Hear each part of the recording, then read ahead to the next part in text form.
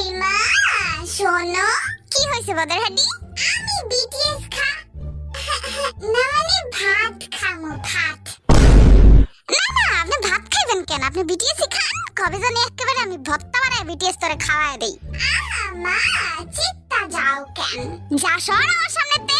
আচ্ছা যাইতাছি। ও মা আমি বিটিএস খালি বিটিএস আয়া করে মুখ দিয়া।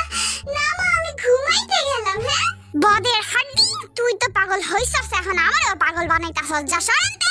মা গো পাশের বাড়ির বিটিএস না মানে খালাই তোমারে ডাকে। যাও যাও খালার কাছে যাও।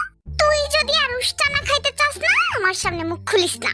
আচ্ছা আর মুখ খুলবো না, কিন্তু আমার লাস্ট কথাটা শোনো। ওই যে বিটিএস না মানে ও বাবা তোমারে ডাকছিল, এইটাই কইতে চাইছিলাম আর কি। এবার তো আমি ঝাড়ুটাই আনতাছি, খা তুই।